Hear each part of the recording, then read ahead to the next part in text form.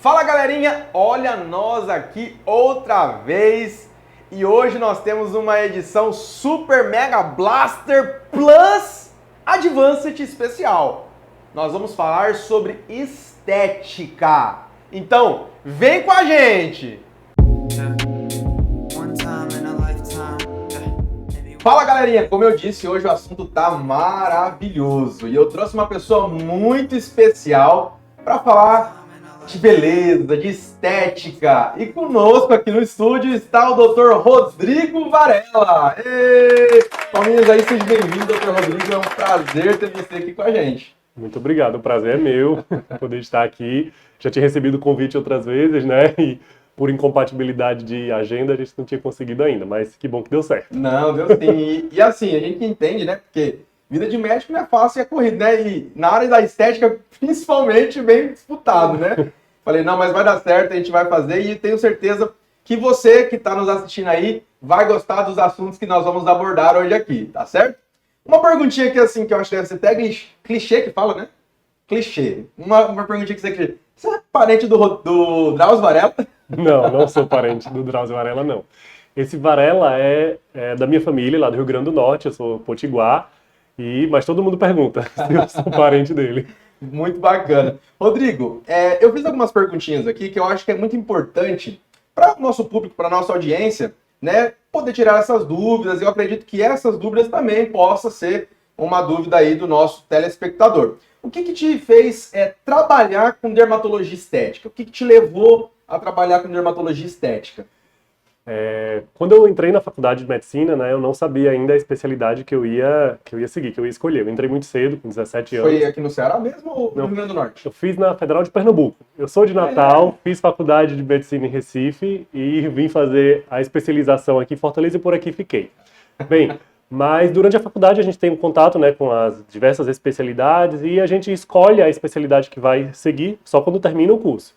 E durante o curso eu pensava na possibilidade de cirurgia plástica, eu gostava muito dessa parte estética, artística, né? O que poderia trabalhar as duas coisas, né? Medicina e arte, e a cirurgia plástica era a possível especialidade que poderia contemplar as duas coisas. Mas durante a vivência na faculdade, a gente tem esse pré-requisito para entrar na cirurgia plástica de cirurgia geral e eu não gostei. E aí depois que me formei, durante o trabalho em posto de saúde, eu fui tendo contato com o dia a dia de posto de saúde, da parte dermatológica, tratar pereba, e aquilo me interessou porque era uma especialidade que tinha uma resolutividade muito rápida, muito mais simples, digamos assim, do que as outras especialidades que a gente lida no dia a dia do posto de saúde, como cardiologia, medicina de família, e aquilo me fez ter esse interesse em ingressar na residência médica, na especialização em dermatologia, e foi a partir daí, depois que eu entrei na especialização, na residência médica em dermatologia, que eu enveredei pelo lado estética, porque aí me voltou o desejo que eu tinha no início da faculdade de fazer essa parte estética, e a dermatologia tem esse lado, e eu sou feliz hoje realizando isso. Legal, e a gente acompanha o teu Instagram lá, a gente... Né, as dicas que você lança, eu sempre fico antenado, porque eu já tenho aqui, né, tenho 35 anos, mas os pés de galinha já estão aparecendo, né? Daqui a pouco nós vamos precisar conversar, doutor. Qual foi o teu caso mais desafiador, assim, que você se deparou com uma situação e falou, poxa vida, que desafio? Eu não diria assim, um único caso desafiador, mas os casos mais desafiadores que eu pego no dia de consultório são as cicatrizes, né? Cicatriz de acne, cicatriz pós-cirúrgica, cicatriz pós-acidente, mas principalmente cicatriz de acne, mesmo aquelas marquinhas na pele, são geralmente os casos mais desafiadores. E é muito complicado tratar? Não é fácil. A gente hoje pensa da seguinte forma, o quanto mais a gente puder prevenir o surgimento dessas cicatrizes, melhor. O melhor tratamento é a prevenção aí. Então, tratar a acne nos estágios mais iniciais, nos estágios mais leves que a acne possa estar, para a gente poder prevenir o surgimento das cicatrizes. O tratamento para as cicatrizes é complicado porque a gente nunca consegue resolver 100% as cicatrizes, a gente vai amenizar apenas. E aí envolve procedimentos, às vezes, mais invasivos, como lasers, microagulhamento, e são casos desafiadores mesmo. Às vezes, peelings mais profundos, Recentemente eu tive um caso de uma paciente com cicatrizes mais intensas, mais graves, que precisou de um procedimento mais agressivo e ela evoluiu com um desfecho diferente do que a gente esperava. Era uma colega médica e esse tipo de caso a gente tem que colocar praticamente o paciente no colo e fazer outros procedimentos para tentar reverter aquela possível complicação que possa ter advindo do procedimento. Então, casos assim são bem desafiadores mesmo. Bem complexos, né? Uma pergunta assim que eu acho que é interessante, né? Porque assim, você, dermatologista, né? Trabalha na área da estética, mas tem outros colegas de profissão também, né? Como que você se sente quando esses colegas de profissão te procuram para realizar esses tratamentos estéticos? Pronto, essa pergunta eu posso exemplificar justamente com esse caso que você acabou de que citar. eu acabei de citar. Mas isso é frequente, assim, eu acho que por eu ter uma veia muito científica, assim, eu não sei se você já viu no meu Instagram, eu tento, Tecnicamente, né? falo tecnicamente, mas tentando levar para palavras mais de fácil entendimento, mas aquilo tudo com embasamento científico, assim, Sim, tudo sim. com respaldo científico. E eu acho que por eu falar muito dessa forma, acaba surgindo interesse dos colegas médicos em fazerem os tratamentos comigo. Entendi. E eu me sinto muito prestigiado, muito lisonjeado por ter essa confiança partindo dos colegas médicos, né? Ao mesmo tempo é um pouco, digamos, mais amedrontador ou Imagina, né? Porque eu falo assim, pô, a pessoa conhece, né? Como que é o procedimento, né? Então, o meu cuidado ali tem que ser redobrado, né? o cuidado é o mesmo, Sempre é o mesmo, independente de o paciente ser médico ou não, mas assim, eu me sinto muito mais prestigiado, muito mais lisonjeado, porque ele realmente está me procurando sabendo que eu estou no caminho certo, estou fazendo a coisa Confiando no certa. seu trabalho, né? Maravilha. O que você acha da atuação de profissionais de outras áreas na área da estética? Eu já vi algumas coisas assim relacionadas, tipo, a dentista fazendo, né, botox, alguma coisa desse tipo. O que você me diz sobre isso? Esse é um assunto meio polêmico nos Eu dias de acho hoje. que é mesmo. Olha, isso sempre existiu, tá certo? Profissionais de outras áreas atuando na parte estética, a gente tem desde profissionais de salão de beleza, né, profissionais da fisioterapia, isso sempre existiu. O que tem mudado atualmente, o que tem aparecido que é um pouco preocupante, é o tipo de procedimento, o tipo de procedimento que esses profissionais estão realizando. Então, Então, recentemente, os conselhos de classe, por exemplo, da odontologia, da fisioterapia, da enfermagem, permitiram que esses profissionais pudessem também realizar alguns procedimentos que antes eram realizados somente por médicos, como, por exemplo, botox ou procedimentos injetáveis em geral. Assim, na minha opinião, eu acho que a escolha por qual profissional você deve procurar para realizar é de responsabilidade de quem procura, Sim. né? Então, assim, o que eu discordo, o que eu não sou a favor, é que os profissionais omitam ou mintam a classe profissional a qual pertence. E eu acho assim também que cada um tem a sua especialidade, né? Quando você começa a pegar também aquele velho ditado, abraçar o mundo para poder ter, eu acho que você acaba não prestando aquele serviço de qualidade. Então, por exemplo, trabalha com estética, você vai se especializar naquilo. É igual ao meu caso de piscina. Eu trabalho com piscina. Por exemplo, a gente vende produtos também. Mas agora você vai no posto de gasolina, tá vendendo produto. Você vai no material de construção, tá vendendo produto. Qual que é a diferença? Se o cliente comprar um produto comigo, eu tecnicamente vou saber explicar, vou saber fazer ele dosar aquele produto de forma correta, e o frentista não sabe, né? E eu acho que eu tô dando esse exemplo justamente por isso, porque de repente o cara vai, né, o conselho lá abriu para que pudesse fazer um procedimento estético, mas esse cara se qualificou ao ponto de um profissional da área, né? Os conselhos de classe da enfermagem, da fisioterapia e tudo mais justificam o fato de terem aberto para eles fazerem esses procedimentos, porque na formação deles, a partir de determinado momento, não lembro, não sei em que ano foi que isso aconteceu, os possibilitou, os tornou capazes, através da formação deles, a fazer esses procedimentos. Mas é como eu te disse, eu acho que se você está procurando fazer um botox que seja com um profissional que você sabe que está fazendo com um médico, ou com um dentista, ou com um fisioterapeuta, o que eu não sou de acordo são esses profissionais, como a gente agora recentemente viu nos noticiários, se passando por uma classe diferente da qual pertencem. tentando ludibriar ou convencer o paciente a fazer um procedimento, dizendo que é médico, ou que é dentista, ou que é fisioterapeuta, sem ser. Eu acho que eu discordo disso. O profissional sendo claro o suficiente e sendo honesto o suficiente e fazendo aquilo que está dentro da regulamentação do conselho de classe dele, eu não tenho o que debater, o que reclamar. Muitos profissionais dessa área justificam o fato de alguns médicos reclamarem disso, dizendo que estão fazendo reserva de mercado ou que estão querendo proteger a classe médica para não haver perda de mercado, mas eu não acho que, pelo menos na minha opinião, que isso é algo relevante. Eu acho que tem que realmente haver conhecimento por parte de quem está fazendo o procedimento com quem ele está fazendo.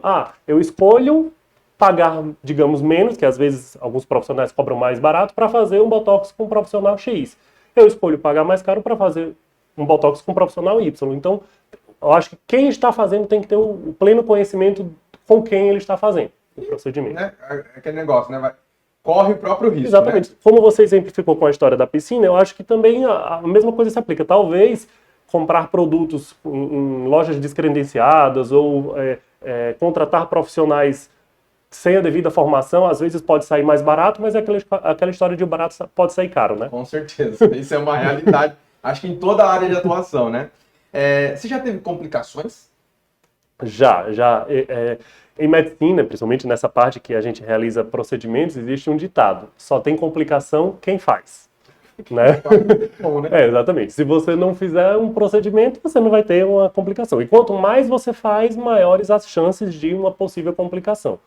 E eu acho que o que diferencia uma complicação bem-sucedida posteriormente de uma mal-sucedida é o segmento, é o tratamento que você vai fazer daquela complicação. Então, já tive complicação até com peeling químico. Então, o peeling químico é aquele procedimento que a gente coloca um ácido no rosto do paciente e aquele ácido vai causar uma descamação, aquilo ali pode causar uma queimadura e pode ocasionar o surgimento de manchas que são tratáveis, mas é aquela história que eu falei, a gente tem que abraçar o paciente, colocar no colo, né, em termos figurativos, e tratar aquilo que o nosso procedimento ocasionou.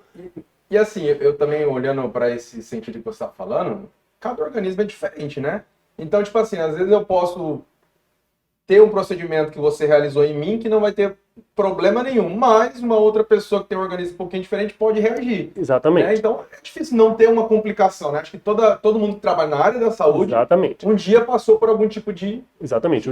O diferencial de como conduzir essa complicação é exatamente esse. O profissional ter conhecimento para minimizar ao máximo os riscos daquela complicação e ter o conhecimento também para abordar como seguir aquela complicação, como tratar aquela complicação. Como achar uma solução ou, né, como minimizar. Exatamente.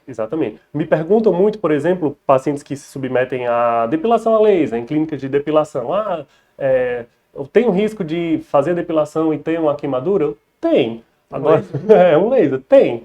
Agora, com quem você está escolhendo fazer essa depilação a laser? Aquela pessoa vai saber tratar a complicação, a queimadura? Então, esse São os pontos, né? É bem interessante essa questão. E você já fez procedimento em você mesmo? Eu, em mim mesmo, não me arrisco. Mas os colegas fazem em mim, né? Eu já fiz, assim, os colegas já fizeram em mim de tudo, né? Eu sou daquela linha de pensamento assim, como é que eu vou saber com propriedade e falar com propriedade de um procedimento sem nunca ter experimentado em mim mesmo, né? Qual que é a reação que vai ter, qual que é a sensação que a gente tem, né? Então... Inclusive, eu gosto de assistir muito, eu falo assim que eu já sou quase formado em medicina. Eu já assisti quase todas as temporadas do Grey Anatomy.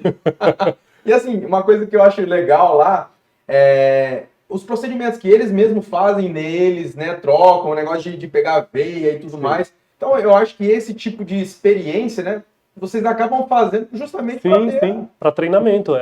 Quando a gente está na residência médica, na especialização, quando a gente começa a fazer esses procedimentos injetáveis, a gente testa um no outro. Eu fazendo no colega que está se especializando junto comigo e ele fazendo o Botox em mim, então é dessa forma. Mas eu já fiz de Botox, Ultraformer, preenchimento, bioestimulador, tudo. Vou fazer uma pergunta para você agora, que não está nem aqui no meu hall de perguntas, mas é uma pergunta pessoal para minha área mesmo, que eu trabalho com piscinas, né? Então, eu trabalho com tratamento de piscinas. Você recebe ou já recebeu algum caso de pessoas que foi com irritação de pele por conta de uma piscina maltratada, mal usada? Porque assim, eu me deparo todos os dias quando eu vou fazer um orçamento num condomínio, eu chego lá, a piscina tá verde, não tá 100% sanitizada, e eu dou curso também, né, nessa parte, né, nessa área, que a gente ensina a importância de ter uma água tratada e saudável, né, justamente por infecções de pele, né, esse tipo de coisa. Você já recebeu algum paciente com esse tipo de problema? Já sim. O que eu mais recebo de condições de pele ou situações de pele relacionadas à piscina são casos de eczema, que a gente chama. Eczema é dermatite, é uma alergia que acontece, às vezes devido a cloro em excesso, às vezes devido ao tempo de imersão que a pessoa ficou na piscina. Então, tem pessoas que têm uma predisposição maior, pessoas, por exemplo, que já têm uma pele ressecada, com tendência ao ressecamento, são mais predispostas a desenvolver esses eczemas. Então, dependendo da quantidade de cloro, deve existir uma quantidade recomendada, né? Sim, sim. Então, às vezes tem piscinas, eu não sei se para conservar mais tempo a água, eles acabam colocando mais cloro ou substâncias químicas mais nocivas, e às vezes com muita frequência até, a gente recebe casos de eczemas relacionados a isso. Olha só. E qual que foi, assim, o caso na época que você estava no posto lá? Eu também não é daqui, não. Tá vendo na minha cabeça, tô perguntando. Na questão, tipo assim, de você tratar um paciente que chegou lá com um caso bem inusitado, assim, na área do posto mesmo, quando você atuava lá. Você já teve algum caso assim? Sim. Sim, você até citou, né, das pereba, né? Sim. Quando a gente vai fazer a especialização, a residência médica, a gente, assim, o público maior que a gente recebe é o público mais carente, que sofre de doenças de pele as mais diversas possíveis. Até por questão, acho que, de saneamento, né? Dependendo da localidade. E, assim, eu já peguei doenças bem raras, tuberculose cutânea, hanseníase, que não é rara, mas que a gente não vê, né, hoje em dia com tanta frequência. Mas casos assim são bem frequentes. Olha só. Outra perguntinha que a gente fez aqui foi aqui, ó. O que você acha dessa padronização nos procedimentos estéticos? Está todo mundo ficando com a mesma cara? Porque a gente vê, né? Eu olho assim e falo assim, rapaz, aquela moça da TV assim, né? Tá parecido. O que você acha disso? Isso tem sido, inclusive, infelizmente, um motivo de repulsa por parte de algumas pessoas em relação a procedimentos estéticos, né? O pessoal tudo com o rosto harmonizado. A famosa harmonização facial, né? Isso. Algumas pessoas que já se submeteram à harmonização, tirando aquela harmonização para tentar voltar. Aí tem como? Existe essa possibilidade. Não é fácil, mas tem sim. Dependendo do preenchedor, da substância que é utilizada para fazer aquela harmonização, tem como a gente reverter. Aliás, ainda bem que tem como. O principal produto que é utilizado para harmonização é o ácido hialurônico. Então, é um gel que é colocado para, por exemplo, aumentar um lábio, ou preencher uma olheira, ou definir melhor uma mandíbula. E existe uma enzima que degrada esse ácido hialurônico, que é a hialuronidase, e que a gente utiliza em casos, por exemplo, quando a gente coloca produto demais, ou quando a gente coloca um produto e ele acontece de dar alguma reação, ou de obstruir algum vaso, alguma coisa, a gente tem que ter essa enzima no consultório para reverter, exatamente. Mas esse problema da padronização é algo que tem motivado a repulsa de alguns pacientes em relação a procedimentos, principalmente porque alguns famosos se submeteram e ficaram com o rosto estranho, um rosto todo igual, e depois procuraram profissionais para reverter.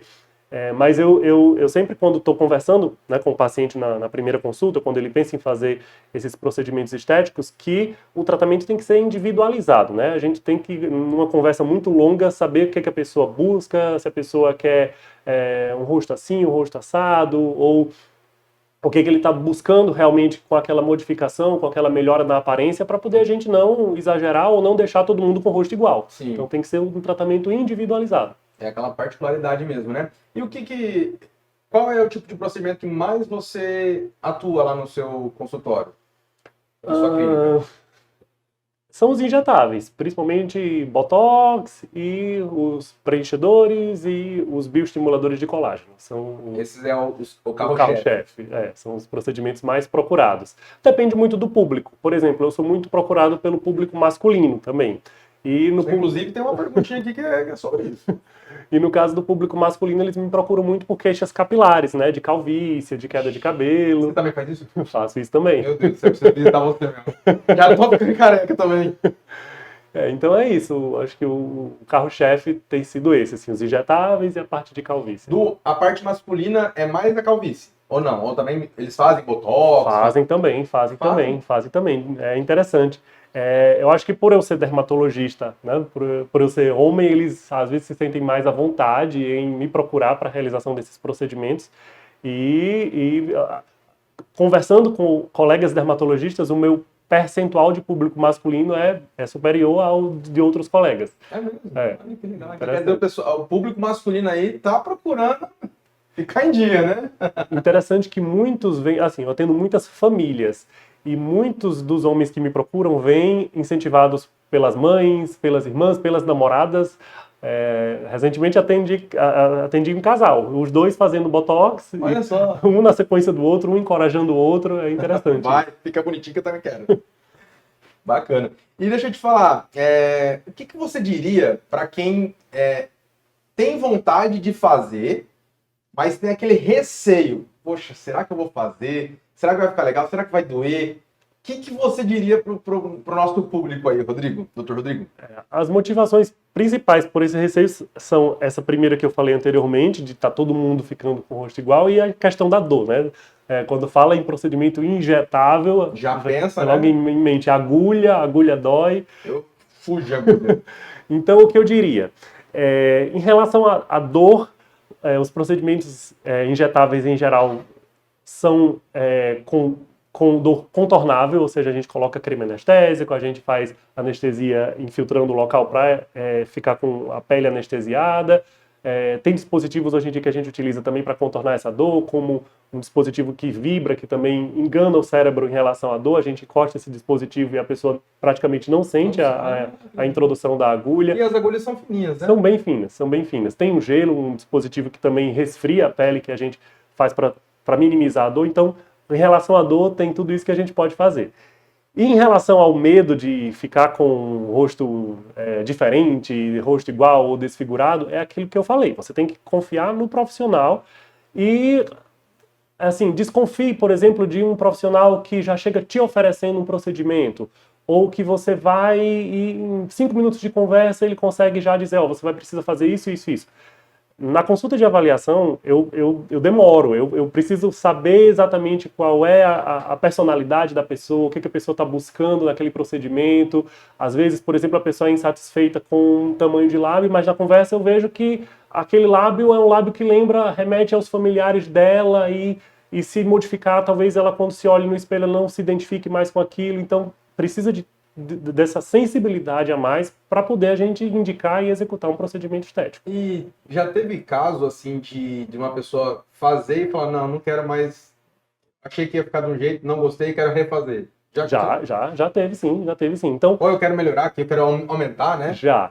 A maioria acontece dessa forma, que quer mais. Quer mais, né? Por eu ser um profissional que eu sou muito cauteloso e muito paulatino em relação à modificação, né? Quando o paciente me busca para modificar alguma coisa, eu não gosto de, por exemplo, fazer muita boca. A paciente me pede quero fazer 2 seringas, 3 seringas numa mesma sessão para um aumento muito substancial daquela boca. Eu costumo, vamos fazer uma, você volta daqui um mês, a gente faz mais. Então, a maioria dos casos que me busca por insatisfação é porque quer mais, é porque quer mais mandíbula ou mais lábio. Mas já tive casos, por exemplo, de a pessoa nunca ter feito botox e pedir quero ficar com a sobrancelha arqueada dessa forma. Aí, quando voltar, não ficar satisfeita ou querer um arqueamento menor do que aquele. Então, são coisas contornáveis e possíveis de ajuste. E na sua área estética, assim, tem alguém que você olha e é uma inspiração para você? Sim, várias pessoas. Meus mestres, meus professores da especialização, da residência médica, todos são inspiradores. E a gente, por eu ter muito essa veia científica, esse lado científico, todos os colegas médicos que publicam, que dão aula em congressos. Eu não vou citar nomes porque senão, senão vai ter um problema sério. Pode gerar ciúmes, mas todos esses me são inspiradores, sim. Bacana. Gente, a gente está aqui batendo esse papo com o Dr. Rodrigo Varela, né? E assim, Rodrigo, eu queria que você falasse para a nossa audiência aí, né? Onde as pessoas te encontram, né? Como que ela pode entrar em contato com você para fazer aí, né? Uma consulta, de repente ver o que precisa ser feito, né? Onde que as pessoas podem encontrar o Dr. Rodrigo Varela? Hoje em dia é muito fácil encontrar um profissional pelo Instagram, né? O Instagram nos possibilitou essa forma de acesso, de contato.